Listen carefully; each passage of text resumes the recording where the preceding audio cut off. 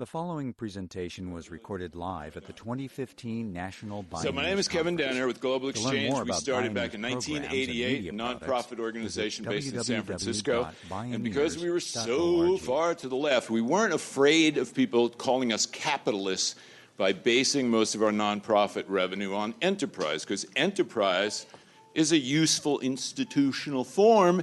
I'm not talking about big transnational corporations that crush the mom and pop sector and pollute the environment. No, I'm talking about enterprise as a model where you have two questions. Did you exploit people or nature in the production of your goods and services? And two, where did the profits go? Do they go into your pocket for your third mansion, or do they go back into the educational work that's so desperately needed at this point in human history, because every, and I stress, every biological system on this planet is in a state of collapse. I'm a wordsmith. I'm very careful with my language. Every biological system on this planet is giving us this huge dope slap. And that's why there's the fourth level of the brain developing, the new level of consciousness that's global, that sees the child starving in Africa and says, that's my child, that's my child. That's not just the two girls that I wrote checks for and drove to basketball practice and things like that. Those children are my children. That's the only, I think, correct spiritual position we can take. And that's part of what motivated the Cuban Revolution, that there would be no hungry children, Cuba had massive illiteracy, right? Massive inequality. So Global Exchange started doing Cuba trips a long time ago. I actually went first time in 1979 for the International Youth and Student Festival, which would happen each year in some communist country. And you've got all these 20-something, 30-something hot political activists from 100 countries partying for 10 days in Cuba. So obviously it opened my mind to look around and see what's going on in this place. And I remember that first time, a friend of mine I met who was born in a dirt floor shack but got a PhD. He's taken me around, and he takes me to an elder center. Every neighborhood has an elder center. And there's all these little, and there's a doctor on staff and a nurse on staff, and they're doing exercises, checking blood pressure. And there's all these little kids running in and out. And I said to him, who organized these kids to be here? He says, what do you mean, who organized it? These are just neighborhood kids who wander in and out and play with the elders. You find me an elder center in the United States where that happens naturally and organically. So I want to show you some comparisons, not between Cuba and the U.S. colonies of Jamaica, Puerto Rico, Dominican Republic, Haiti. No, I want to show you comparisons between little tiny 11 million Cuba, hardly any resources, and the United States. And by the way, Green Festival is coming up, second weekend in November. We created it 14 years ago here in San Francisco. We've gone to 8 other cities with a big green economy show. These cards will get you a discount. If you folks would mind passing some of those back, that'd be great. And information on our reality tours, out on the table outside on your way out, there are sheets about our trips to Cuba. And this is these pamphlets here, reality tours, trademark. We take people to about 30 different countries with a bottom-up perspective. Get to know your brothers and sisters around the world and feel solidarity with them. So the question is, what country has the greatest gap between what Americans think is there and what's actually there? It's Cuba. It's Cuba. We've taken people to Afghanistan, to Iraq, to Libya, to South Africa, China, Vietnam, Brazil, Mexico, Nicaragua, etc. But Cuba, you find the biggest distance between people thinking, oh, this is a terrible place. Oh, there's no freedom. They don't have democracy. They do have elections in Cuba, by the way, which have a higher percentage of women in their national legislation, higher percentage of black people, higher percentage of clergy in their national parliament than we have in our Congress. Interesting. So compare Cuba to the USA or countries similar to Cuba. Same lifespan as the United States. Infant mortality is slightly better, actually, than the United States, using 1/8 the oil that we use per capita. 1/8, okay, 12.5%. Compared to other island nations, like I said, Cuba looks great. The question to people is, if you were going to raise a family in one of these Caribbean islands, which one would you take? You're just a regular working class person. You're not a rich tourist. You're not a brain surgeon from Canada, okay? Do I sound bitter? So this is Cuba and the U.S. Teachers per 100 students. They beat us. Doctors per 1,000 people, they beat us. Average lifespan, roughly equal. The key thing to look at here is the Happy Planet Index, and this is a website you should check out. And run the video on the website Happy Planet Index. I know this guy. He slept in my house years ago. He's an awesome guy. He's a British guy. They set up this Happy Planet Index where they factor in all the ways in which people are walking on the planet, right? The biological capacity of our planet. Cuba ranks 7th in the world. We rank 114th because we're such gluttons and so wasteful, et cetera. Happy Planet Index, really cool site. They did an energy revolution in Cuba. Fidel said, we're not waiting for fuel to fall from the sky because we have discovered, fortunately, something much more important, energy conservation, which is like finding a great oil deposit. And Cuba has found oil recently. But they'll manage it differently than Qatar and Saudi Arabia, I'm sure. Saudi Arabia, by the way, is colonizing the water of the Southwest by growing hay in places where there's a lot of groundwater and then shipping the hay to Saudi Arabia to feed their dairy cows, which you shouldn't be raising dairy cows on a desert. So Cuba had its peak oil when the Soviet Union collapsed, 89, 90, 91. Their GNP per capita dropped by 1/3. Imagine if U.S. standard of living, went down by 1/3. We had a crash in 2008, but it was only the poor that suffered, really. I didn't see any bankers doing the perp walk. So 2006, they declared the year of the energy revolution. And they said, if you have any old energy appliances, toasters, irons, fans, refrigerators, whatever, you bring it in, and we'll give you a free replacement. So think about this. We were always taught that a command economy is a bad thing. Oh, yeah, they make a 5,000-pound nail because there's a weight quota in the nail factory. You know, all those bullshit stories, right? Communism's a failure. Well, actually, a command economy, if you want to make sure there's schools in every village, if you want to make sure there's solar panels on all the buildings, not just in big centralized collectors where PG&E can control it, monopolize the access to it. No, but spread out. A command economy is a good thing. They did a national transition to organic agriculture. It's never been done before as a nation, right? So command economy makes sense. They cut their energy consumption 50%, and here's how they did it. Come on, hello. What's going on? Oh, this stupid hotel. Hey, free Wi-Fi. It's not free. You want me to pay for it, but you put the word free up there. Come on, people. Okay, so household appliances. 100% of rice cookers, 92%. This is what got turned in. 99% of hot plates. I don't know what that thing in the bucket is. So they're doing this whole energy efficiency, renewable energy, but spread out renewable. Think, if you do a big centralized solar collector or a massive wind farm, it's either big government or big corporation. And big institution means not democratic. Stupid, right? So the technology can embody anti-democratic impacts. If it's big and centralized, well, we'll let you rent access to it. You know, huh? What? No, I want it on my own roof, recharging my electric car. Renewable sources of energy, they're doing wind farms, sugarcane biomass, the bagasse. You can cook the bagasse and get fuel from it. You can also actually make compostable takeout containers from it. That'd be an industry if you wanted to start in Cuba. That would be a good one. Hydro, a lot of hydro reservoirs. The hot water heater is a Chinese. If you go to China, you will see that hot water heater on every roof in the country. It's amazing. By 1998, there were more than 8,000 urban farms producing nearly half the country's vegetables. The policy grew from a grassroots thing, really, into the largest sustainable farming initiative ever in world history, making Cuba the world leader in urban farming. And these are two books you might want to check out.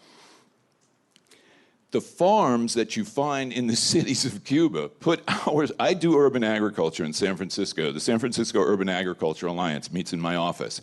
I work in a high school program at Mission High School where we took out a parking lot and a whole bunch of sidewalk cement. The city gave us money to take out the cement. We big barred, stole some seeds and shovels and all that kind of stuff. The kid, 1 block away is Buy Right Market. It's owned by Sam McGanum, an excellent guy. He's on the mission, on the advisory council of the school, and I'm on the advisory council of the school. He agreed to buy everything we produced before we even took out the asphalt. I said to the kids, you can't screw this up.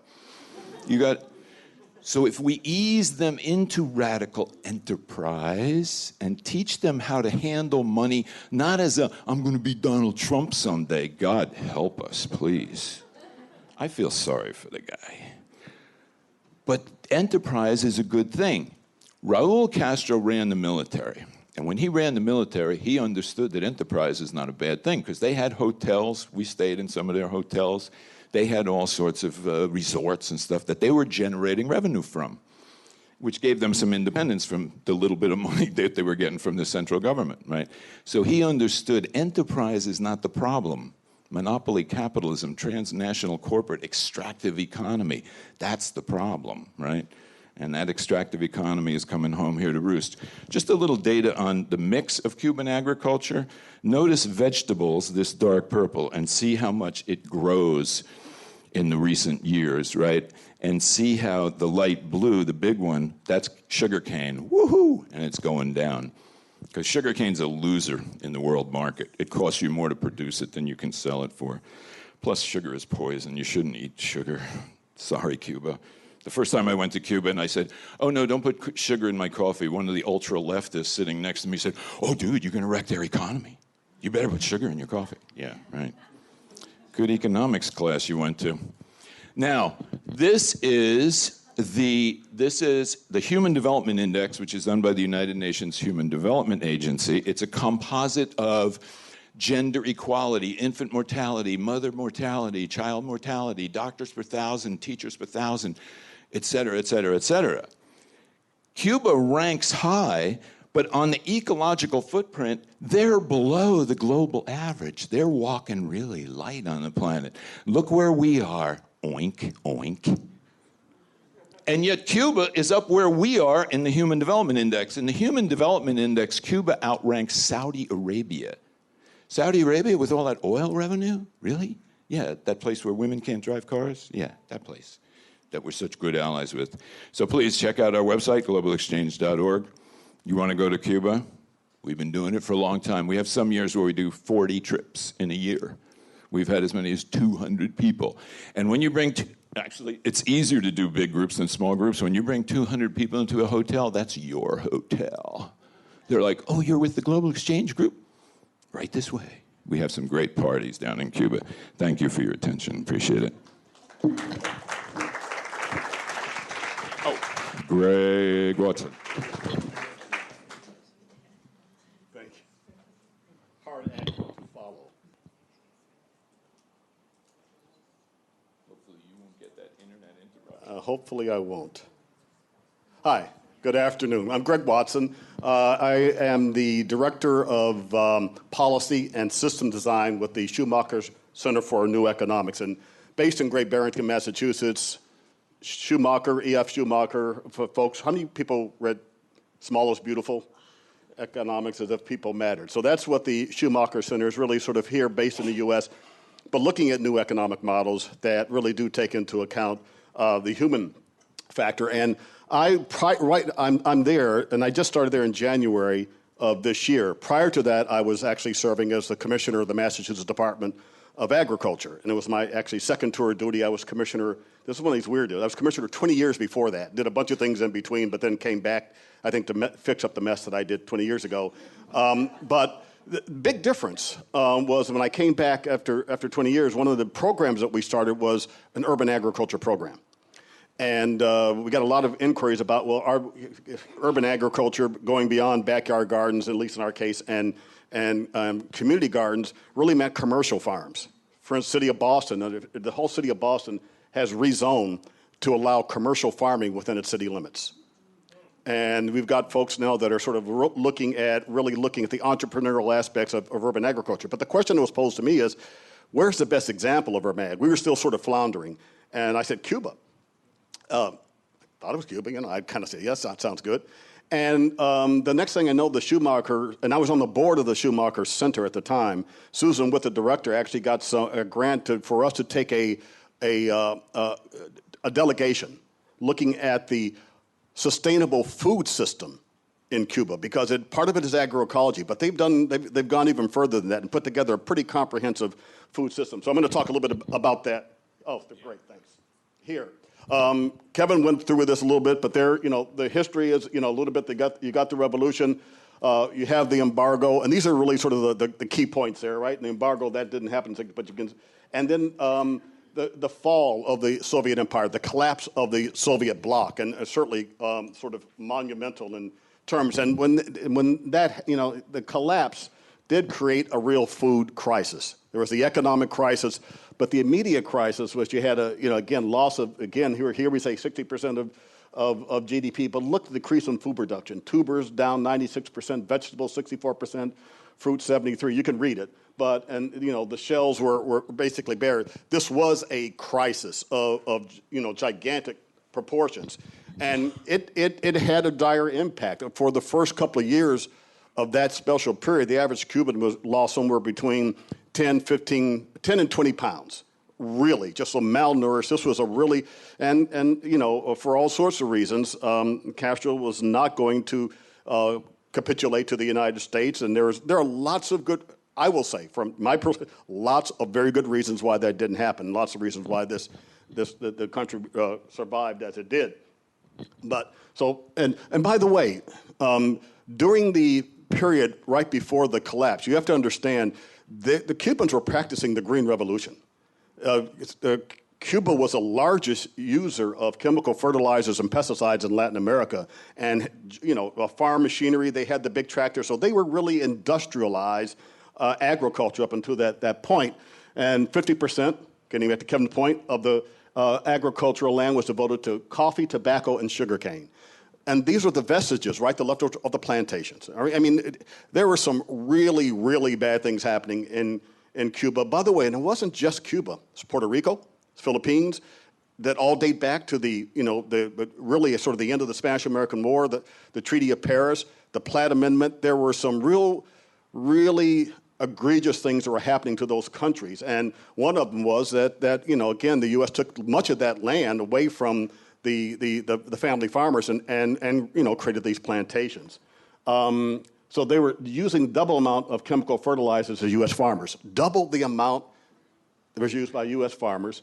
And 40 to 60% of Cuban soils were deficient in organic matter, and 48% of the soils suffer from erosion. Now, this is something we all know. I mean, there are reasons why we're promoting and talk about sustainable agriculture. Cuba is a prime example of what happens when you really go overboard with, well, so is the United States for that matter. I mean, and you take a look at, again, the soil structure in this country, but it was a pretty dire situation.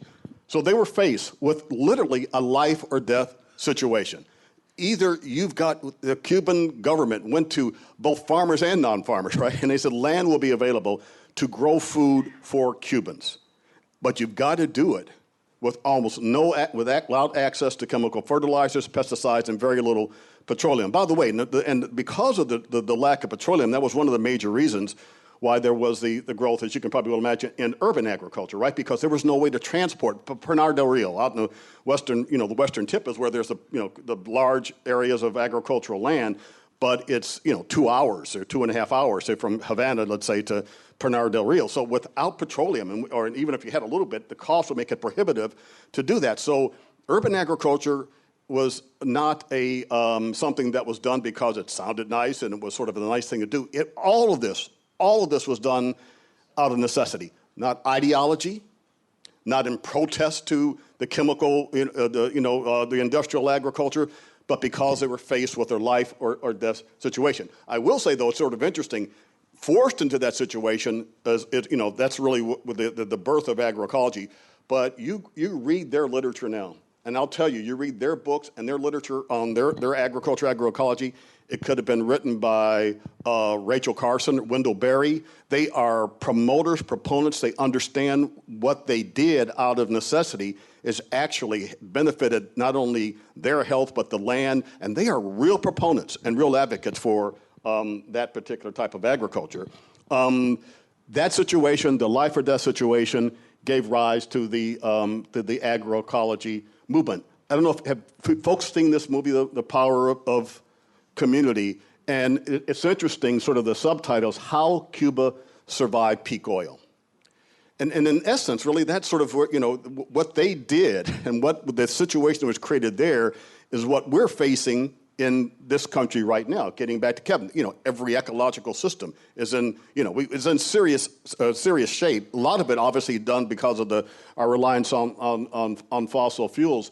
But they were in a situation and said, what would we do? What could this country do if we were forced? And we're starting to think about that, by the way, in our little corner of the country in northeastern or New England, right? We've undertaken a regional policy. We've asked ourselves, how much food could we feed ourselves in New England? We're looking regionally. And we're sort of, this isn't sort of out of it's a practical approach to trying to figure out what our resource base is. But ours is academic. This was very real, no question about it. So they designed from the bottom up. They consulted their ancestors. They consulted friendly nations, right, who had access and were practicing organic and agricultural permaculture. But the basic strategies you're probably aware of, right? It's polyculture, getting away, diversifying, because that's what you're going to do. You got to feed people. Our agricultural system, the market for most of the sort of the commodity, industrial agriculture in the U.S., the market is Wall Street. It's not Main Street, right? It's selling commodities and to the international market. And when we hear that the family farm in the United States is uneconomical, right? And it can't muster, and that's the reason why they're going out. That's not true. There was a conscious decision on the part of the United States and conscious policy decision. You go back to Nixon and Earl Butz, and Butz was very proud of the fact that only 5% of the Americans had to be on the land and farm the land, but that was a conscious decision. When you look at how they characterize food in the United States Department of Agriculture, wheat, soybeans, corn, the stuff that is destined for export, they're called commodity crops. The things that I grow, you grow in California. The things we grow in Massachusetts, spinach, kale, potatoes, apples, peaches, sweet corn. You know what that's called? Specialty crops. Those are specialty crops. And the big stuff is the commodity stuff. And so, but even the language suggests, and by the way, who qualified for the subsidies? It was not the specialty crops. You got little grants. We got grants. We had to scramble in Massachusetts to get a grant to do some of our work, whereas you take away the water subsidies, I hate to say it, from some large farms here, you're not going to have the farm. So this was an interesting sort of comprehensive approach to say what are the tools and techniques that are available to us for us to meet this incredible challenge. I'm not going to dwell on this, but basically, if you compare agroecology with industrial agriculture, every slide on the left, what you get are beneficial impacts, and even the unintended consequences, the things that you didn't quite predict, are almost always beneficial. And it's just the opposite. That's the sky part. Now, and this is sort of underground, but soil structure. And, we've had a couple of talks here earlier today, and we talk about the implications for climate change of this are pretty significant, right? Because we do realize that most people understand that biomass stores a lot of carbon. So we've got folks here who are doing work to save rainforests, which is really important, and to save that biomass. Soils. Healthy soils, well-structured soils can store as much carbon as the biomass above. And some people think even more, but not if it's not, again, when you just pump in, chemicals, nitrogen, phosphorus, and in the form of chemical fertilizers and pesticides, you destroy the structure. You destroy the soil's capacity and its ability to actually store carbon and to create the compounds it stores. So, again, sort of inadvertently, what the Cubans were doing was creating a truly sustainable agriculture economy, and it included farmers markets. Getting back a little bit to what Kevin said, because this was such a dire situation, the Cuban government said, we're going to give the farmers, small farmers in Cuba, a little bit more latitude to start to explore private enterprise. They still said for a lot of the farmers, a certain percentage of your produce that you grow and this, by the way, listen to this very carefully, has got to go to public institutions, schools and hospitals. Sell at a predetermined price, but we're going to make sure that food gets to our schools, our hospitals, and we, the government, are going to get some of it. But then they told these small farmers, you can start to experiment with farmers markets. You can start to experiment in the private sector to see what happens there. But they also said this, that if things get rough, so there's a downturn, they said, we will not let the market drive what happens in our agricultural lands. There is still this control. For instance, they said we will never allow our farmers to grow biofuels for cars over food for people. Never. Now, that's not to say they couldn't happen. They said, but if it comes down to it, and all of a sudden, they said, in this country, what we say is, well, the market says you're going to make more money, biofuels, so that's what you should do. They say, no, the people come first. I mean, and people miss this point over and over again, that's sort of a big driver. But animal power, permaculture, organic, local. One of the things I didn't put in there, but I'm going to get to it, are the co-ops. Because this was not just the growing techniques of agroecology. It's cooperatives, which started to form there, but also, and this is probably the most, this incredible farmer-to-farmer network of exchanging technical information and research on the farm. I mean, really, and to the point where they said, we still understand that extension, because they do have an extension service similar to what we have here at universities, but, and it's interesting, in our visit, when we went there, even their researchers said their extension is suffering from the same sorts of problems that U.S. extension suffers from. And this was the Cubans who said, they said, those who have the money determine what the research agenda is. And for instance, in Massachusetts, it's tough for a Massachusetts farmer to get data or information that's relevant to a Massachusetts New England farm because it's the large corporations that provide the funding, and they could care less about a New England farm. New England farms don't matter to them. They want to see research that's going to benefit their industrial agriculture, and that's what they fund. In this case, when you look at Cuba, and not just Cuba, it's sort of interesting, La Villa Campesina, like throughout Latin America, you have these powerful networks that are structured, that have a system for exchanging information. And by the way, in Cuba, in many of the cases, women are the major leaders and organizers of these networks. And they're really promoting, and actually they're based family. These are truly family farms. So family units are key. Women are key players in determining sort of the structure and keeping this membership strong in these co-ops. So this has been, it's interesting, been hidden from us for, because of our relationship. No, it's not gonna happen. Come on now, just do it, will you? Gentle. It's a hotel. See, it's okay. Well, there. It obviously doesn't like this, so we'll skip over this, I guess. The only thing I really wanted to show you was that there is a great deal animal traction. Thank you. I'm going to skip it. I'll take it wherever it takes me. Now we'll go there. But the animal traction, whether it was oxen, mules, horses. When we talked to folks at one of the Ministry of Agriculture when we were there, they said one of the first things, we were kind of a little puzzled because one of the first things when the urban agriculture program was established, one of the first things they did was grow grain for hooved animals. We said, what? You're thinking about the pyramids. You're growing grain you're starving and you're doing it. But then they quickly qualified to say, oh, it's cattle for traction. That's our power. That's how we plow the fields. That's how we cart things around. So it wasn't for eating. The system was coming together. We need those animals for traction. We need to provide food for them, and we're going to care for them. So that became one of their priorities. This just actually really, compares the two sort of approaches. The formal extension service is still very powerful and is still very Cubans. All the things that Kevin said, there's the health care, there's the education, and science. I mean, the science is through the roof in terms of their research and the work they're doing in all areas of science. I'm going to back up just one bit because there's something else very important to mention because we're now talking this farmer-to-farmer network. One of the first things in 1959 that happened after the revolution was something called the literacy campaign, right? And Kevin's graph that shows where Cuba ranks in terms of literacy. Right after the revolution, almost the entire countryside was illiterate. They couldn't read, nor could they write.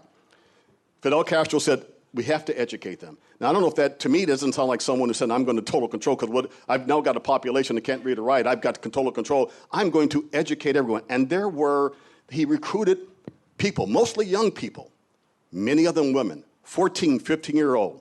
I didn't have the picture here, but they were marching down the streets with, you thought they were rifles, like over their shoulders. They were giant pencils.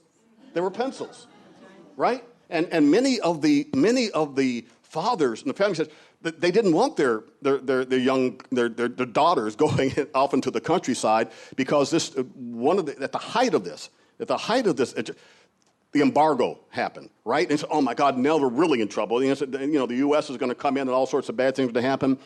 In a film, Catherine Murphy did a film. It's called Maestra. It's teacher, and it's about the literacy campaign.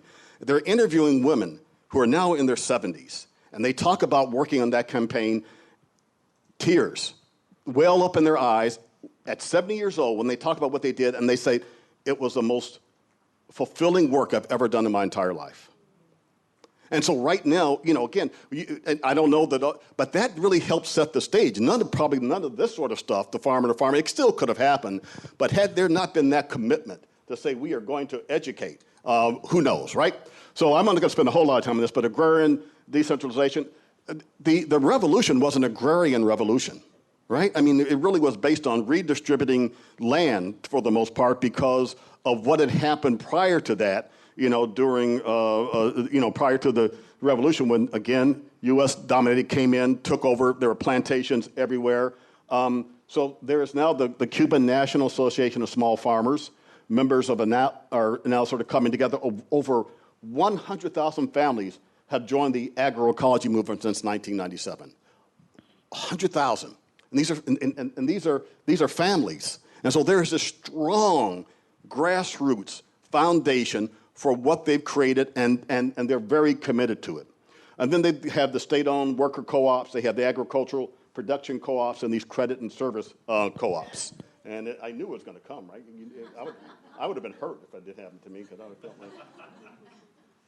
like... a couple of just co-op status here. Again, you've got the service co-ops, which means the service co-ops are farmers that come together. They keep their own land, but they collaborate to get a better deal on services, like buying equipment, sharing equipment, but they still own their farms individually. The production co-ops are where they actually pool their land, pool their resources. They work together as co-ops, and the UBPC are the old state farms that have become co-ops. But this is just to kind of give you, people are doing the data. They're looking and seeing the division between the number of members, percentage of Cuban workforce. Still, the vast majority of Cuban workforce, right, is government, right? That's where most of the folks work. But we're seeing a lot more happening now in areas of agriculture. Now, look at the difference, between sort of the production of crops from the state farms, which is the blue, and you can kind of see how that works, right, as it goes around, and then how much the crops are produced now in these new co-ops. So, upwards of 80%. And right now, most folks will tell you, again, I think Kevin alluded to this as well.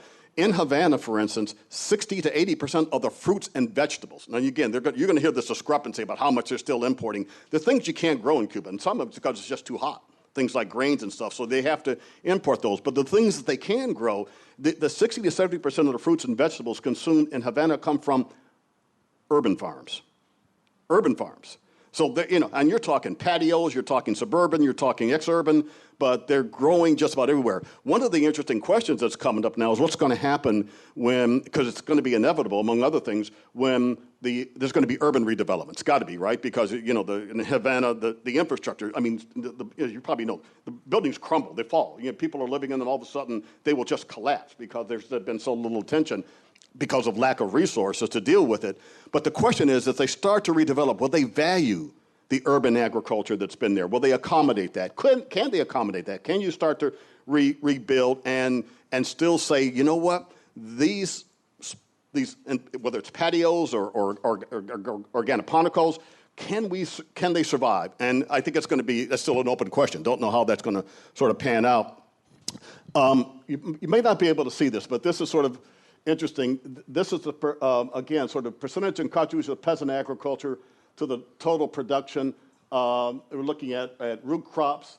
I can't see some of that. Maize. So anyway, the lighter bar is 1989, and the darker bar is 2008 after the agroecology. So you can see that sort of skyrocketing. But down here, it's this dark number here. This is the 2007 the agri-chemical use, right? And then the production of crops in 1994 and in 2007. So here's the chemical use, and here's the production from 2007 for tubers, vegetables, and you're shooting up. The one that goes down, right, is sugarcane. No chemicals, no sugarcane. And so these are real numbers, these are real figures, these are real results that are coming as a result. Real quick, Kevin did some of this, 11 million inhabitants, about 6.6 million hectares or 16 million acres of cultivable land, 100,000 peasant farms on 2.5 million acres, 100, see, it went up. It was 100,000 2 slides ago. This thing is just going like crazy. Now it's 110,000, all right? See, it's just, even as we speak, the thing is growing like crazy. And 65% of the nation's fresh vegetables and fruits, 383. And when you did yours, it was a little. There are 383 urban farms on 123,000 acres, supply 70% of the fresh vegetables in cities like Havana. And half of the land, agricultural land, is uncultivated. But there's some people who have their eyes on that, and they're not from Cuba.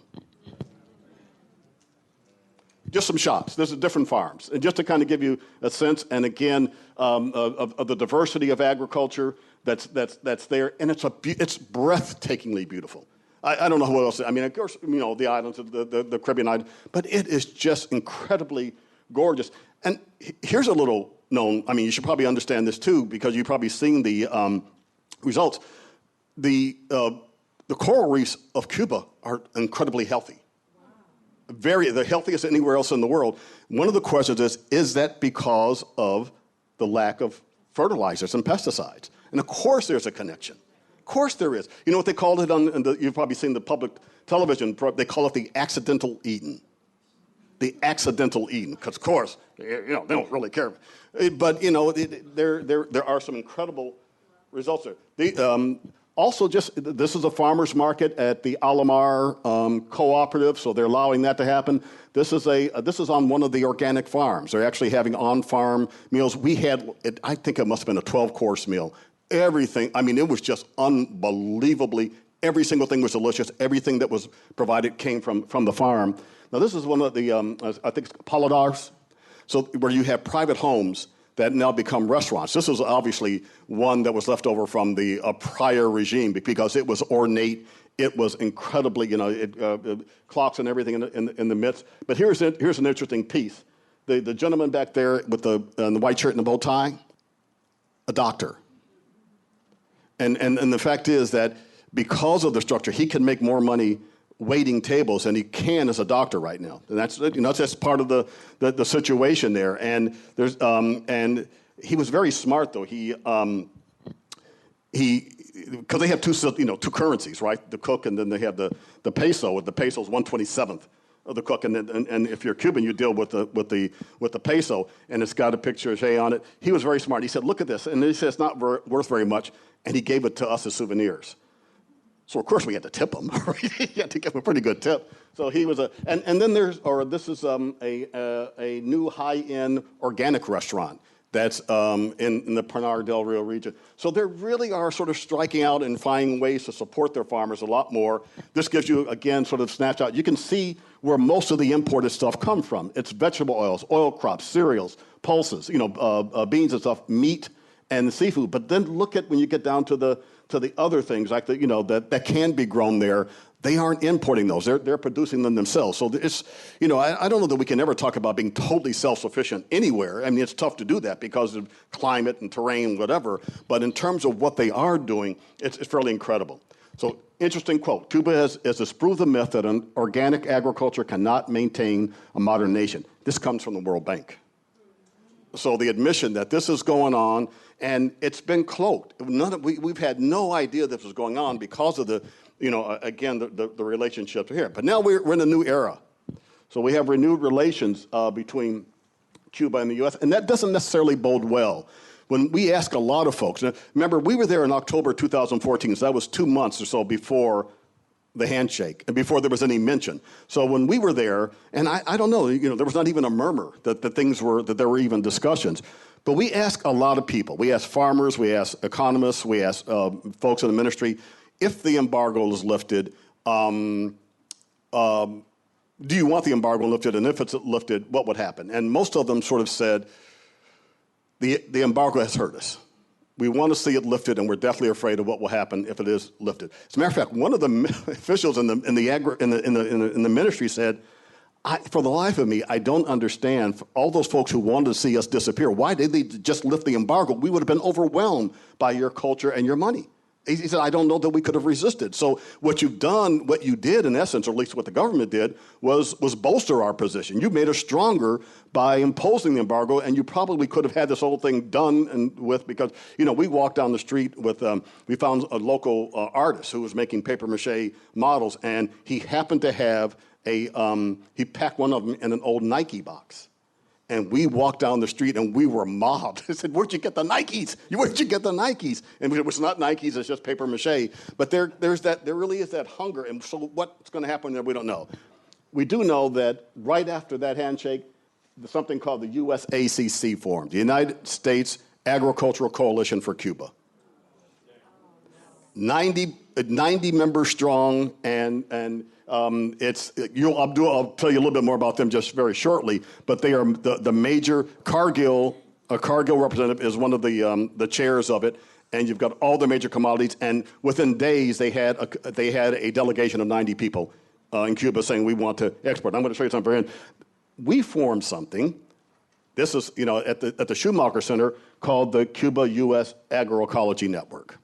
And what we're doing is pulling together folks from the U.S. who support sustainable agriculture and support the peasant farming revolution in Cuba to set up a farmer-to-farmer across the Florida Straits between our farmers, not just farmers, food systems. We've got Slow Foods, we've got the Environmental Defense Fund, we've got Southern black farmers, we've got urban farmers who basically are now sort of pulling together a network and want to start to collaborate with our Cuban farmers because, let's face it, they have a wealth of information.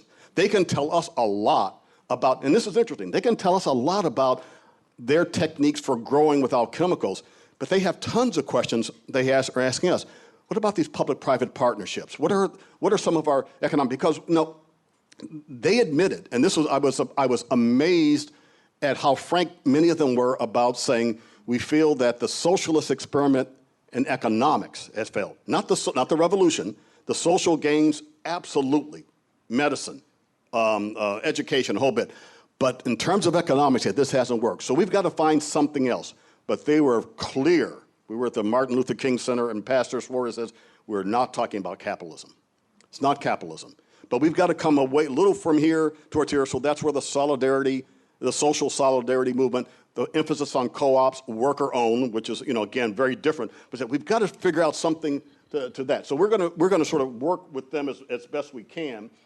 This was a piece that did right after that, but it did, and that's not my headline. That was the Boston Globe's headline. It said, "Is Cuba farming's future?" I think a lot of us feel that it is.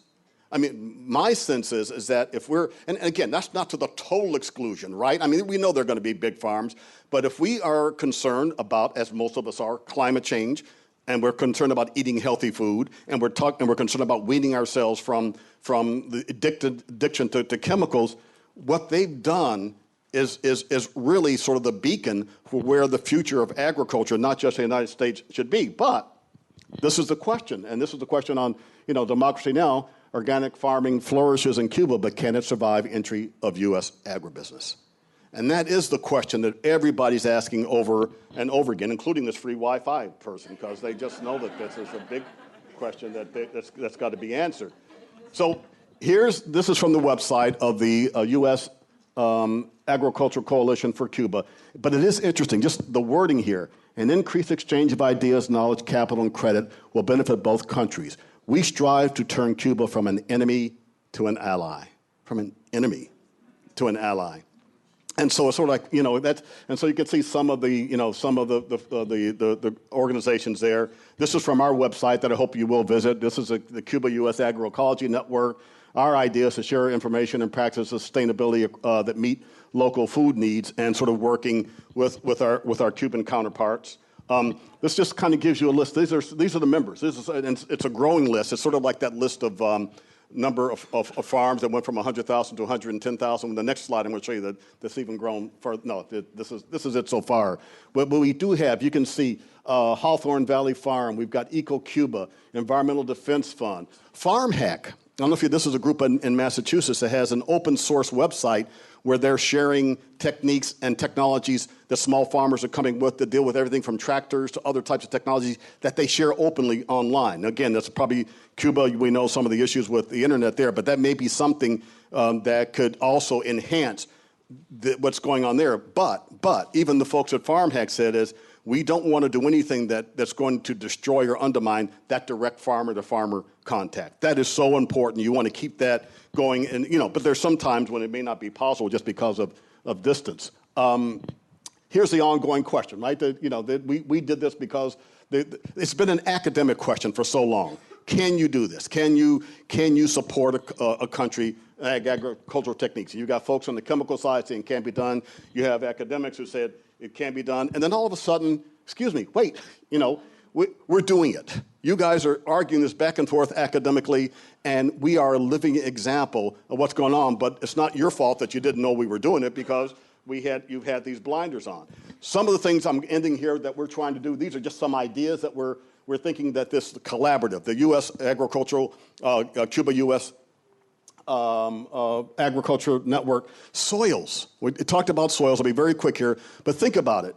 Cuba, over the years, has gone from being the largest user of chemicals, right, pesticides and herbicides, and then they made a transition.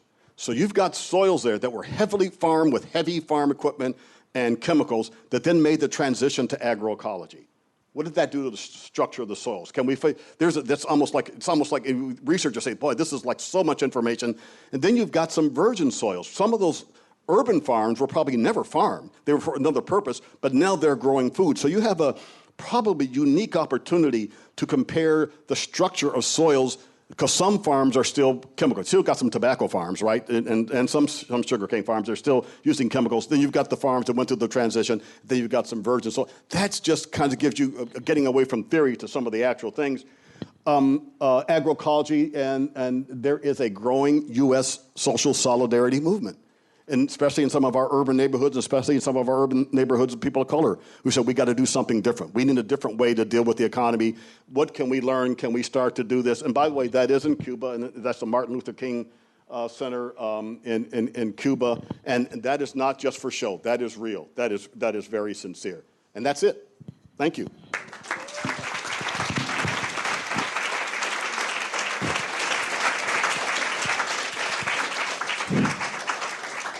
So thank you very much. We thought we'd leave a lot of time for discussion in the room, seeing as we got so many smart people in the room. Greg brought up one thing. I just wanted to give you this one story. We're out in western Cuba in Pinar del Rio province, and we're on a tobacco farm, a family farm.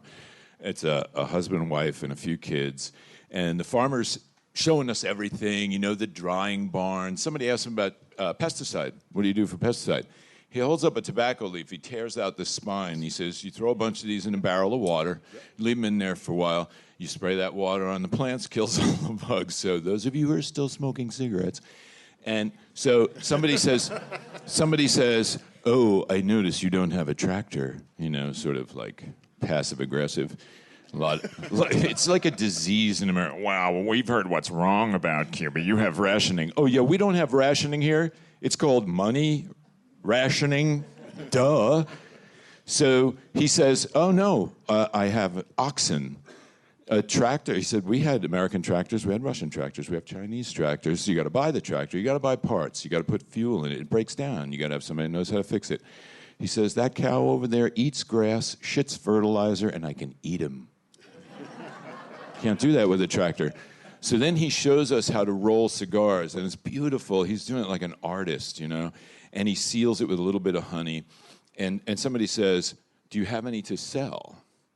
He pulls out this big satchel, and he's got them wrapped in packs of, and forget the cigarette and, you know, smoking. You don't inhale cigars anyway. And he's got them wrapped packs of 10 with a banana leaf and a little vine tied in a bow, you know, like it was done in the gift shop at Filene's or something, you know. And he's selling them for $20 a pack of 10. That's $2 per Cuban cigar. If you could get a Cuban cigar, that is, if you were Arnold Schwarzenegger or, you know, Jay Leno or somebody like that, yeah, but it'd be $60, $70, $80 for each cigar. So I'm getting a great deal, getting a pack. I don't smoke, but I gave them to a neighbor friend who loves cigars. I'm getting a great deal. This guy, in 10 minutes, made 2 years of income. And that's because of the global inequality. And that's what the fair trade movement is about.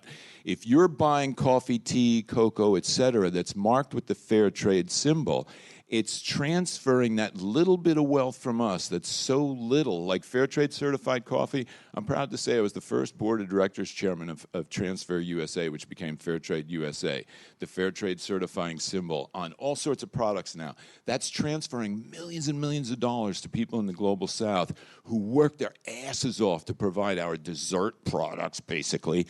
And for us, you don't even feel it. In a cup of fair trade certified coffee, you're paying maybe a few pennies extra. It's stuff you wouldn't pick up off the sidewalk. So the inequality created by global capitalism allows us to create a new system where we connect wealthy parts of the world and wealthy people like us with the poor in very direct ways. Check out Indigenous Designs. It's a clothing company based up here in Sebastopol. They produce in Guatemala. When you shoot the barcode of one of their shirts or pants, it gives you a video interview with the woman who made that article of clothing and her family. And that's just starting, okay? We're going to go from indicia, oh, is that the correct fair trade symbol? Oh, gee, I can't remember. You know, yeah, it's really difficult, right? To just shoot the barcode and you get all the information about it, right? So there's a lot of really good stuff going on. The world that is sucks. The world that could be keeps getting better, and the distance between the two keeps getting greater. When we convince people you don't need to live in that world that sucks, you can live in this better world, it unleashes a lot of spiritual energy. And I think we all need to go out of this conference pumped up and make the first ever global revolution, right? That's what this is. It's the first ever global revolution, a global values revolution. Instead of having money values rule over the life cycle, we'll have life values rule over the money cycle. We'll subordinate the economy to us. Yeah. So we must have questions, comments, criticism in the audience. The lady by the door, yes.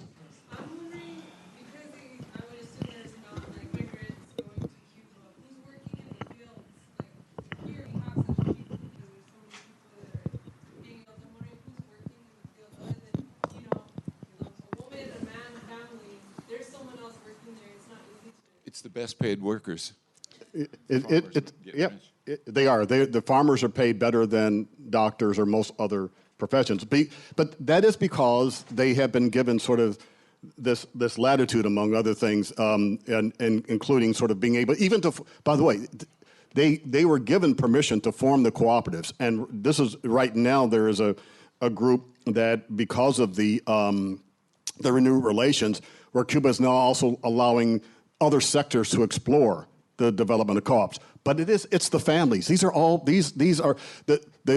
land. Remember, this was a redistribution of land. These are acreages or hectares that were assigned, but they were based on what was a manageable farm for a family, and they really based it on family, and they based it on using oxen, obviously, because it's not. This is, and you know, that was the question that.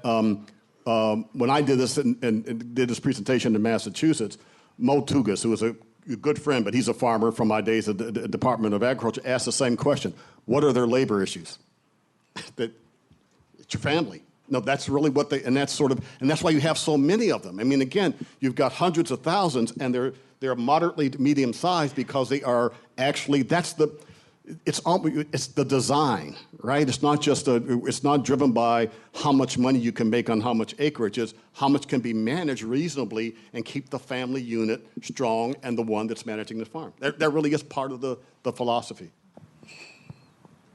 Yep. You mentioned you bought two cigars for $20. I said that. Yeah. Oh, you bought two cigars. If they can start selling commodities like that to the richer countries, people are going to want to do that type of thing instead of making food. How would that disrupt people doing? Well, the only thing I will say there is I go back to my, there's still, remember, the land is not, the land is still in usufruct. There's still the government owns the land, and it's long-term leases. And there are some conditions to what, that long-term lease. And it's the same thing as I mentioned before. Someone could be tempted to say, I'm going to grow corn for biofuels. Then you're going to lose that land. That's all I'm saying. Right now, that's the way that it's structured.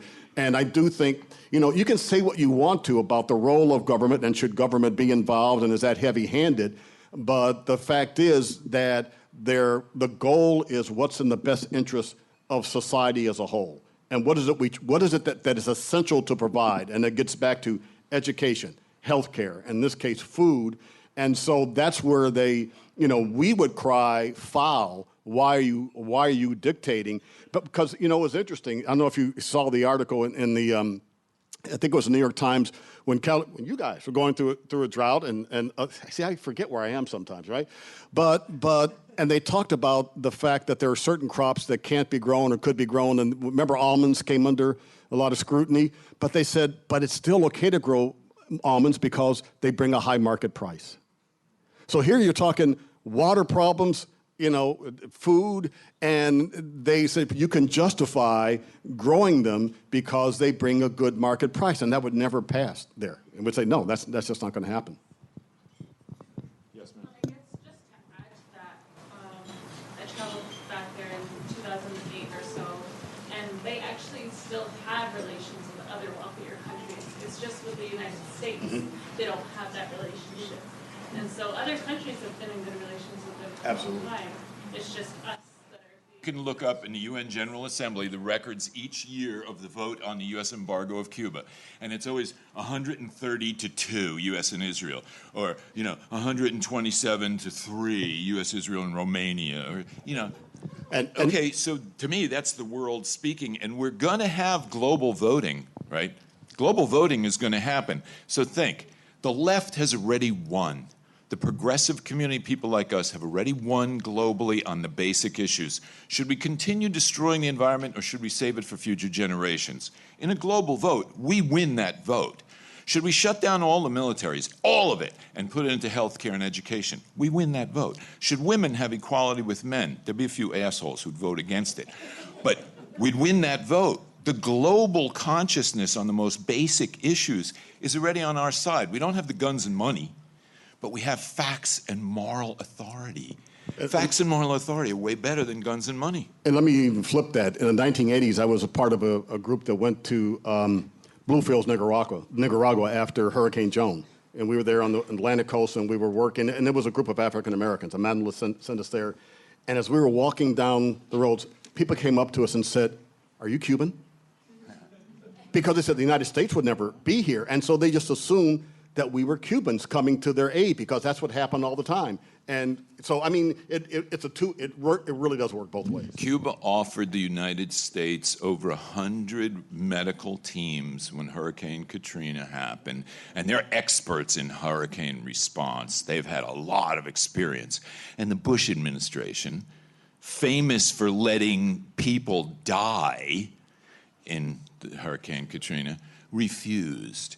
People don't realize in the 1970s, the CIA introduced a swine virus into the Cuban pig population, and about 50% of Cuban pigs died because of that.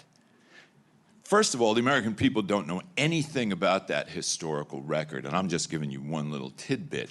But what if Cuba killed half the pigs of the United States? What would happen? They'd be evaporated, right? Like we did to Afghanistan. That turned out great. In Iraq, that turned out really great. Oh, Syria, yeah, that's really great too. That's why hundreds of thousands of people are running from those parts of the world where we kill people. A report just came out. I'm sorry to go off the topic here, but it's my government and it pisses me off. 90% of our kills by drone in Afghanistan were not the intended targets. Where in life can you fail 90% of the time and still stay in power? I don't know what kind of job you got, but where I work. The question's over. Yeah. If I could continue on the rant, but maybe get a little bit more on target. I've been living in Florida. I've been helping to care for elderly family there for the last year. I really miss this community. It's great to see all of you. But I'm back in Florida, and I can tell you, if Florida is going to be the model for what those firms that you were showing want to move into Cuba, we got a lot of trouble. Genetically modified tree farms. We have real issues with the ornamental trade down there. They spray whatever they want on those ornamentals. They have to look perfect. You know, think about that. And this is the prime agricultural land, the only subtropical land we have in the continental U.S. And it's being paved over for second homes, for strip malls. There's very little awareness of it down there. So my question to you is, A, the Cuba situation, how we prevent the takeover. But two, how can we help South Florida to learn from the Cubans? Because South Florida agriculture has a lot more to learn than they think that they're going to, help the enemy. This is a real serious issue on both sides of the Florida Strait. And I just would really love to have your input. No offense, brother, but Southern Florida is going bye-bye.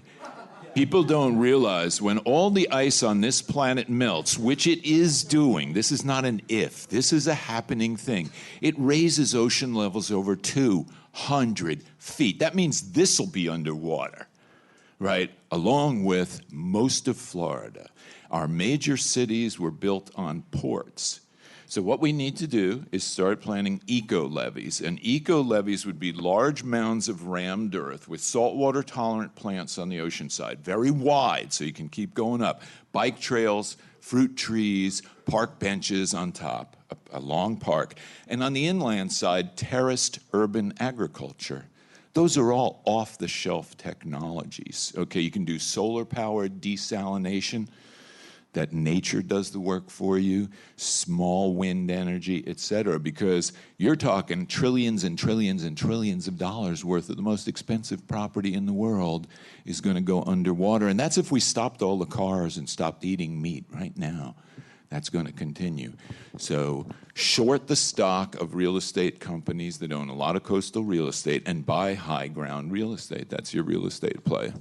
But I think, let me just respond. I think it goes, I think in terms of, there's a reason, I think, why these large chemical, we know there's a lot of reasons why the large chemical companies don't want to have what's going on in Cuba revealed. Because if it can be revealed, then guess what? They're feeding their country and they're not using one of our products. They're not using it. So you got a combination of demonstrating what can be done, right? And I think that's part of it. The other is the education of the consumer.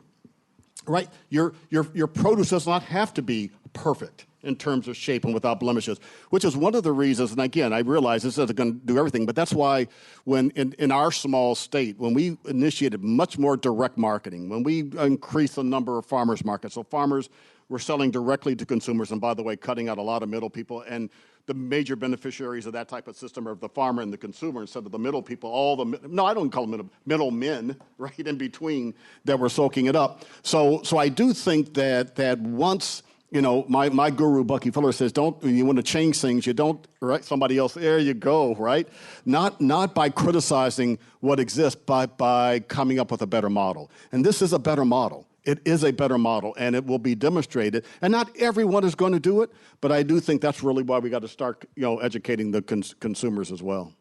And by the way, there is a hand mic, and when you yes. So if you when we call on you or you get a question, just wait for the mic because they are recording this, and we're going to make her run like crazy. Now watch, we're going to. We've got. Why don't we do it over here? Then we'll come around so we can.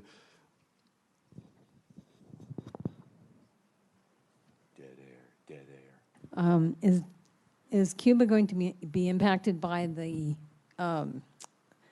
raise in water, seawater? I'm sorry. Is Cuba going to be impacted by the global? Oh yeah. Yeah, I mean, Melting. there's a sport in Havana of standing near their embarcadero, their version, right along the waterside when there's a storm and the waves come crashing. We had a group, and I told some guys, go stand over by the wall, we'll take your picture. And the picture came out with this wave right above their heads. Yeah, it's a very serious challenge. But here again, command economy can do things like that, right? I mean, look at what New York City is spending to try and keep water out of their subways, right, after Superstorm Sandy. They got clobbered, and it's only going to get worse. That's why resilience, the Rockefeller Foundation funded 100 cities at $1 million each to hire chief resilience officers. San Francisco has one, Berkeley has one, Oakland has one, and they're very smart people. And they're looking at, okay, how do we deal with earthquakes, hurricanes, rising sea levels, all that kind of stuff? It's starting to register. One more thing. Does Cuba have regulations about GMOs and things like that? It's not controlled, or it is? I don't know the answer to that. I know they do regulate pesticides. And, again, I think this is going to be a matter of once again, education and trying to get out front on this as much as we can. And again, I just want to point out one other thing about your first question, though. Cuba has just sort of also gone through a pretty serious drought. They were actually almost praying that they would get the rain from one of the passing hurricanes, but not the wind, because they were looking at seeding clouds because it was so tough. So the vagaries of agriculture, of being a farm, and the vagaries of weather and climate, you're still not going to be able to avoid them altogether. GMOs, again, that's not going to. I think the best hope and the most optimistic thing is to say about the Cuban agriculture and resisting this is that ANAP, that National Small Farmer Association, that farmer-to-farmer network, I think it's now 150,000. What was it, 110 a little while ago? But 100,000 farmers, families strong. I do think, and understanding, especially, here's the thing, as we get further and further along, some of the younger people, and because this happens here too, the history gets kind of forgotten. Right, what the struggle was, and no offense to you, young people. No offense whatsoever. But there is, Kevin talked about some things that are going on with the poisoning of pigs. There's a very fascinating book, and I'm going to forget the author, but it's called Back Channel to Cuba, and it chronicles the 2 Castros and 10 U.S. presidents, and it relies entirely upon either direct quotes or memos and everything documented. And the conclusion at the end, and this was an American author, I just can't remember his name, but you can, obviously, everybody can Google now. Peter Kornblue. That's right, yeah, and then one other, but it's Back Channel to Cuba. And he says, you know what, almost these entire negotiations, the back channel, Cuba almost always, there was a stuck to principle. And the United States almost always made decisions because of politics. And this is from Eisenhower through Obama. I mean, it's a fascinating, I mean, it's like 300 pages, and I won't tell you it's a page, it is a page turner, because it, for me, almost every individual, I recognize them, right? Because I was born in 1949, and so here's 1959, but I mean, from the Eisenhowers to the Nixons and Kennedys, and it's like, you got to be kidding me. And there were times, I mean, you read these quotes when, I don't even, you don't have to tell you, Alexander Haig, Henry Kissinger, they said, just blow the bleeping folks off the map. What are we doing? Why are we letting this guy thumb his nose at us? And there's no question that just opening a little crack, what they've been able to preserve, what's going on, what happened in Cuba, by the way, was paralleled. I don't know if you know this, but it's paralleled. We were doing almost the exact same thing in Puerto Rico. We installed a governor in Puerto Rico, our possession, from Kansas. They forbid them to speak Spanish. You could not display the Puerto Rican flag, right? I mean, this was going, and this governor and I forget his name, but this is all from Kansas. By the time he left, he was actually booted out because he was so bad. And when he left, he was the CEO of Domino Sugar. And so and this still goes back to that Treaty of Paris, right? The end of the Spanish-American War, Philippines, Puerto Rico, Cuba. They were just treated as if they were just like, they are ours and we're going to do whatever we need to do. They will be our playgrounds. They will be our plantation. We will just do whatever. And it's appalling. It's an appalling history. That's all I can say. So. I just want to add one thing. It relates to a lot of people, a lot of Americans, when you say get rid of the embargo, they say, oh, but then Walmart and McDonald's will go in there and wreck the whole place. Cubans aren't stupid. They're not stupid. They've been dealing with foreign companies for a long time. They know what they're doing. Well, along exactly the same lines, how can Cuba resist the intrusions of Monsanto and Cargill and Syngenta when they start moving in after the embargo? What can Cuba actually do to protect themselves? Well, this is all done by contracts around tables and negotiations with Cuban officials who are very smart. They're way smarter than me and way smarter than a lot of the political people I've worked with in this country who hold positions of power. And you get to meet them and you find out they're dumb shits. In the sense of not caring about the impacts of their policies, that people are dying because of our ignorance. And it goes all the way back to Columbus saying, oh, these people are so stupid, they touched my sword and cut their hand. With 50 soldiers, we can conquer them and make them our slaves. Duh. And it's imperialist consciousness. We're the empire. We have 865 military bases outside our country. And you and I are paying for that. There's over 200 military golf courses that we're paying for, et cetera. Sorry. And can I tell you, and they've got a question here, but just to follow up on that, we're small. Look, Schumacher Center for New Economics, we're a small nonprofit, right? I think we have about 6 employees, right, in Great Barrington. But networking is a powerful deal, and this is when the power of social network. So we put together this. You saw some of the folks who are part of this Cuba-U.S. Agroecology Network, right? So we're there. Now we're going to Cuba on Sunday. As a matter of fact, I'm leaving here. I fly to Miami tomorrow, and then we're going to fly to Cuba on Sunday. We've got a week's meetings with a number of officials and the ministry and all. Then we're going to be going back there's a 5th annual International Conference of Agroecology and Cooperatives that is being hosted in Cuba in November, Thanksgiving week. They don't have Thanksgiving, so no football for me that time. But here's what's interesting, and it kept the head negotiator. And by the way, in Cuba, it's Josefina Vidal. It's a woman, and she is tough. She's really tough, and I don't know, she's not going to give in. This thing could go on forever. But this is what's very interesting. You ready for this? This is us little Cuba. Josefina Vidal is going to meet with us. I mean, can you imagine it happening in the U.S. if we're coming here and we said we're supporting this organic agriculture. We'd like to meet with your head negotiator. I'm sure if they said anything to us, it would not be repeatable.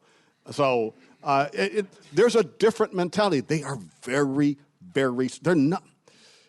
They know what can happen if they just. I mean, that's why they resisted up until this point, just even letting in and everything that we and I won't say everything, okay, because I'm sure, but when we say oppressive, the internet, the United States has the Radio Marti, and they do these radio programs, and it's all propaganda, and they've got it's like a 25, it's like an incredible budget. It's like $25 million to do these fake radio programs, and everybody knows they're fake, and the Cubans know they're coming, and they block it, but you can't, so it's just a very weird situation we have here that this little tiny country is such a threat to this power, quote, unquote. But you've been trying this out, but yes, we got it. Aloha from the Maui Buffalo. Aloha. 25 years on Maui, and I had Buffalo because I came from Kansas, and I brought the Buffalo energy with. So I know the story you're talking about. My undergraduate work, I did Cuba economy, as an undergraduate thesis. 2 of my teachers were E.F. Schumacher and Bucky Fuller back in the days, because it did the solar energy work for President Carter in Kansas when it was a liberal state before 1980. So things do change in those directions. But the things that the big money is hitting to Cuba about are definitely Havana nightlife and the nightclubs, and they're going to take advantage of all the good Cuban music and dance. But marinas all the way around the island, Those things are targeted, and that's kind of what's going in. There's plenty of room for the Cuban small businessman to make money on restaurants and coffee shops without it being Starbucks or McDonald's. And then they're still going to deal with the same island issues. As far as the GMO stuff, on Maui, this is where the GMOs do their experimentation. And the Shaka movement has taken them on, and the people have voted them out, and they have taken big money and moved it off the state level into the federal courts, and the feds sided with Monsanto, but in fact, all those things are being challenged. So Cuba can learn from Maui, and this is why, because the same two permaculture people from Australia that took permaculture into Cuba were in Hawaii in 1991 talking the same story, and they work with the Hawaiian sovereignty movement, the Hawaiian people. And this is something y'all need to hear, is that in November, there is a Hawaiian Sovereignty Convention, the restoration of the Hawaiian nation. United Nations recognized. The Hawaiians are holding that convention and will claim the provisional government as standing. It opens the door for land and money and reparations.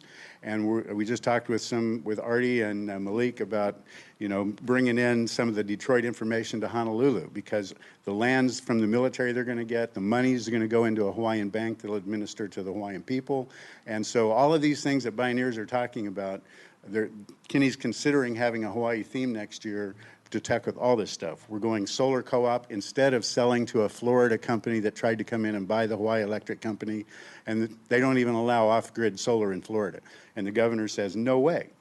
It's 100% renewable by 2030. So there is island nations that have things in common, and they're already talking. Yeah. So yes, be concerned about GMOs in certain ways, but people in the center are taking care of business and kicking ass. So I'll bless you all and the Bioneers. And one of the things Bucky Fuller said to me personally was that the definition of integrity is when you see something that needs to be done right in front of you and you can do it. If you can't do it, you don't worry about it. But if you can do it, you do it without factors of remuneration or credit, and that's the definition of integrity. And that's what everybody here is doing. So worry less about what the big things are going to do and know what you can do, and then go do it. Fantastic, fantastic. And by the way, John, you mentioned something that just you're talking about quality of life, and again, this is I don't want it to sound like a love fest, but I'm just relating what I think. These are real things, right? And when we went to Cuba, we went, it was a mixed group, women, men. We wanted to obviously see the nightlife too, right? But the real, Cuban. So we were out till midnight or 1 o'clock, and then our hotel was about a half mile away, and we said, well, how do we get home? And they said, you walk. You walk. You are safe.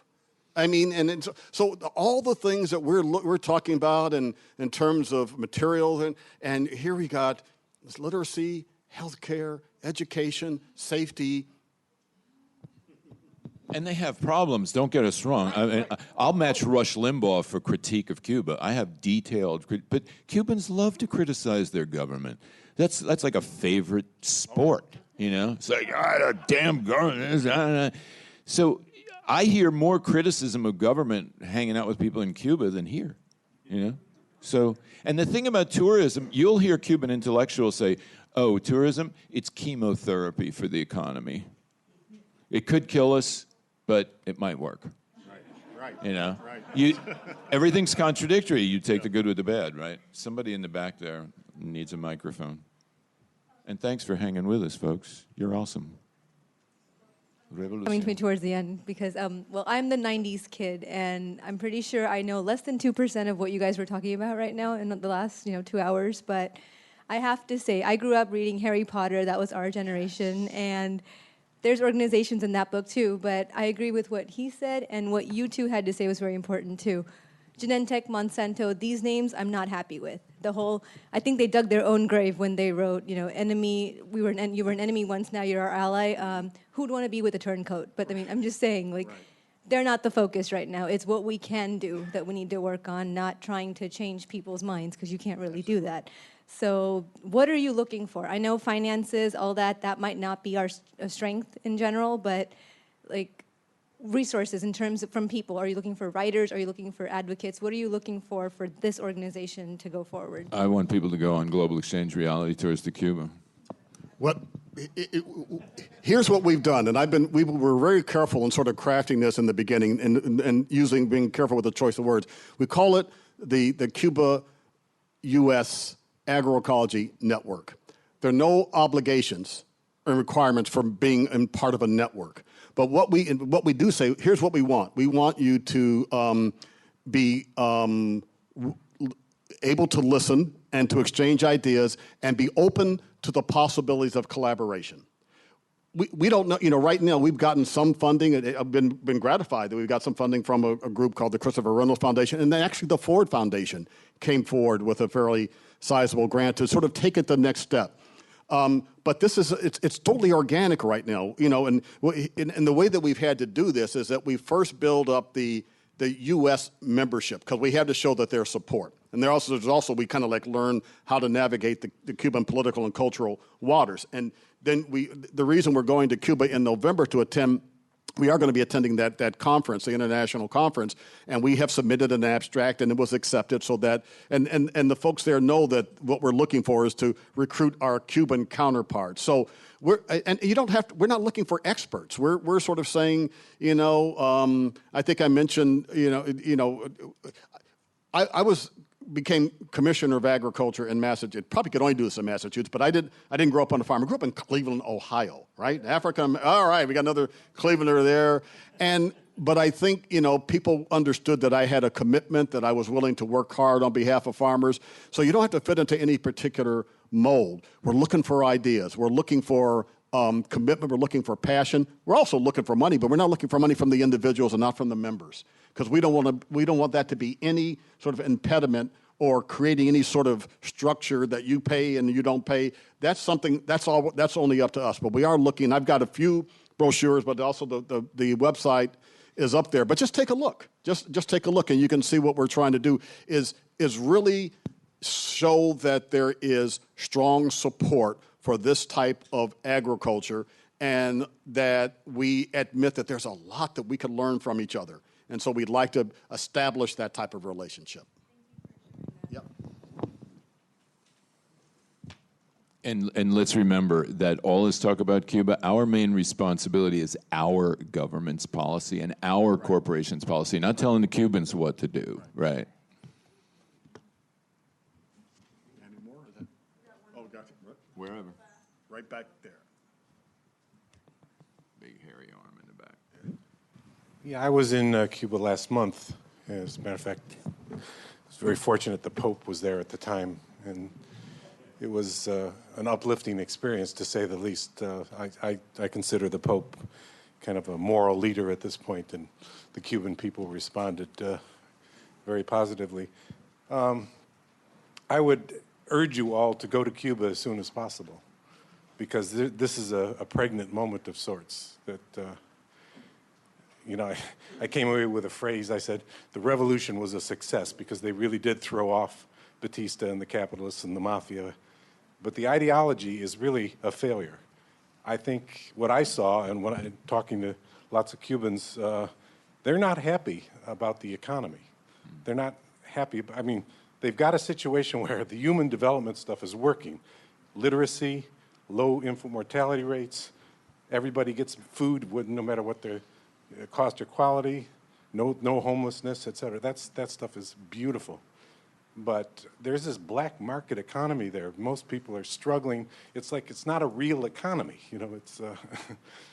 It's our tour guide is a university professor who can't make a living being a university professor. So he works as a tour guide, and the tips from the tourists are what keep them alive. So I guess the other thing that really struck me was that the government owns the property and the buildings all over the place, and the buildings are falling down because they're letting people own the apartments but not the infrastructure. And like in Havana, the statistic is that 3 buildings a day collapse with people in them. So I just want to point to the fact that this is a moment where we can really be of assistance. And yeah, it's a contractor's dream. And as I said earlier, there's open discussion about the failure of the economic system. The economic system is not working, and that's why there is this movement to take a look at this, again, a cooperative base where there are, again, private enterprise, but again, not going the full route. And by the way, let's face it, we should be doing just the same. We should be getting off our extreme there and looking somewhere closer to that type of model as well. So it's not, I mean, I don't know how to say this. Right, there are things and there are people who certainly are prospering in this economy, but at a cost to other people, to the environment, to other countries. How do we, and again, we won't do anything in terms of the history from, again, natives to slaves, but it comes at a huge cost. And this was not an easy climb in terms of getting our economy to where it was. But there's absolutely, you're right. They've got to do that. Most of the people who leave are leaving because of the economy. Absolutely. And you got to remember that the generation now in Cuba that grew up under socialism, they're used to all of this stuff. And I do a lot of right-wing radio, and these right-wingers will go, oh yeah, sure, the education and the healthcare, but, whoa, wait a minute. Well, you just jumped over two really big dogs there, pal. Let's back up a bit, So I think the thing to do is, and we do this at Global Exchange with all the countries, we go to about 30 countries, it's meet regular people. See what their struggles are like. Develop and mirror neurons for them. Strengthen your parasympathetic system and your connection to those people. And then come back and spread the word here. It's called citizen diplomacy. Because the diplomacy that's practiced by the government and corporate empire is just making people hate us. You'll see signs. I've seen this in so many countries. I've had people hold tear gas up in canisters up in my face in Haiti going, look, it says made in USA. What are you doing sending this to the government? I don't want to have to say I'm a Canadian when I travel, So this is our responsibility. We have responsibility for U.S. foreign policy, so we can impact it. You go there, you come back, you get on the radio. We have downloadable PDFs, how to organize a house party, how to get an op-ed published, and spread the word because it carries more weight. There are advertising companies that hire people to stand in crowded subway platforms and say, oh, did you see that new book by so-and-so? Oh, it's really good. And it's fake because they understand that word of mouth is the best form of advertising, right? When your friend tells you a movie's good. So we have a responsibility to do citizen diplomacy, to go to these countries and then come back and educate, as George Bush would say, our fellow Americans, because an ignorant population in an empire that pretends to be democratic, that's really dangerous. Thank you. Oh, I'm sorry. Yep. 5 minutes left. 5 minutes. There's a man over there. There's a woman over here. Right behind you. Hurry up. Quick. Just type A. Thank you. I want to thank both presenters for sharing these really invaluable messages with us. I'm here with a small but spirited delegation from the island of Kauai, actually, so much aloha to my brother from Maui over there. And we have a lot of similarities in terms of the environment in Hawaii, and specifically Kauai. It's the same latitude as Cuba. And our soils are the same. A lot of the plants are probably the same. And we actually have a really strong extension/University of Hawaii College of Tropical Agriculture program that certainly traditionally was all about the commodity crops of sugar and pineapple, but now really is doing a lot of research in organic agriculture. Korean natural farming is playing a really important role right now. And we would benefit hugely from learning about the lessons from Cuba. We certainly all saw the film and got excited, but then didn't get much more information. And in ways, Hawaii is kind of maybe like Cuba before the embargo, but what we're facing is economic collapse on a large scale would leave us really isolated. So it's a really good time for us to get even more prepared in the skills of ecological agriculture as well. And I would encourage you for sure to include people in the network, organizations and agencies from Hawaii, because there's a lot of stuff that's very applicable in that way. And I'll just end with a question in terms of invasive species in Cuba. In Hawaii, I'll say, we have huge invasive species problems with both plants taking over our watersheds as well as feral pigs destroying our uplands and resulting in lower rainfall and the loss of basically the watersheds that provide us water for agriculture. Is this an issue that's huge in Cuba? I can imagine that they wouldn't have any funds to control invasive species. And is this something that they're facing? I know it is. The one, and I'm going to forget the name, but there is an invasive plant species that they actually have been using to make charcoal. I mean, they really have. I mean, they turned it into sort of an opportunity because, and I think that's even become an export opportunity for them. There are probably others I haven't gotten that. As a matter of fact, one of the things, the groups that we'll be meeting with next week are the Center for Tropical Forests and Agriculture. We're going to go to a research center. We're going to meet with the Ministry of Agriculture. So those are the sort of questions that we're going to have. We met with the farmers before, but we got more. We ate a lot, right, to be perfectly honest, the first time around because it was so good. So now we're going to go back and ask those kinds of questions. But there was a contact. I forget who in Hawaii. But it was really good food.